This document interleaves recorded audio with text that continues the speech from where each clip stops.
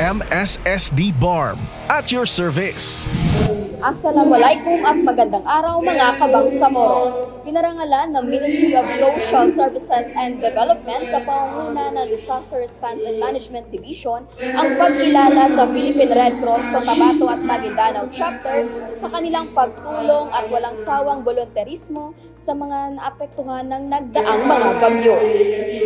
Ginanap ang pagkilala dito sa City Hall Convention Hall, Cotabato City. Pangunahing layunin ng programa ang pasalamatan at kilalanin ang Philippine Red Cross sa kanilang naging serbisyo sa mga relief operation sa panahon ng kalamidad. Bilang pagkilala, ipinagkaloob ng MSSD ang mga token of appreciation sa mga staff at volunteers. Sa kanyang pambungad na mensahe, binigyan diin ni DRMD Chief Rahma A. Abdullah ang diwa ng malasakit at pagiging handa ng Red Cross sa bawat operasyon. Kalakip ang kanilang tagline na always first, always ready, always there. Ipinresenta rin niya ang matatag na partnership ng MSSD at Philippine Red Cross na nagbunga ng mabilis at epektibong pagtugon sa mga komunidad na labis na naapektuhan ng sakuna. Ibinahagi naman ni Social Welfare Officer 3 Sandra Gani na sa loob ng 15 araw ng relief distribution bilang pagresponde sa nakaraang bagyo, umabot sa 13,975 pamilyang apektado sa Maguindanao del Sur, Maguindanao del Norte at Special Geographic Area ang natulungan sa tulong ng mga volunteers ng Philippine Red Cross. Sa mensahe ni Rosemeline Gayong, Chapter Administrator ng Philippine Red Cross Cotabato at Maguindanao, lubos din siyang nagpapasalamat para sa pagkilala sa kanilang organisasyon at umaasang magiging simula ito ng mas matibay na ugnayan sa pagitan ng MSSD at Philippine Red Cross para sa pagtugon sa mga komunidad sa panahon ng kalamidad.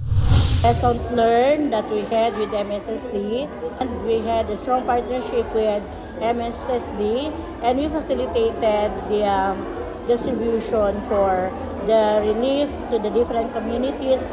Hopefully that this activity will not be the end, but it seems that it should be the beginning of a strong partnership. Sa pagtatapos ng programa, ipinaalala naman ni MSSD Director 2 for Programs and Operation Services Hasim M. Giamil ang mandato ng MSSD ang patuloy na serbisyo ng ahensya sa panahon ng sakuna at masiguradong hindi ito naaantala.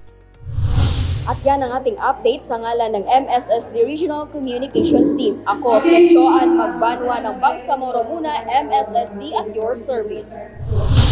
MSSD para sa Bangsamoro.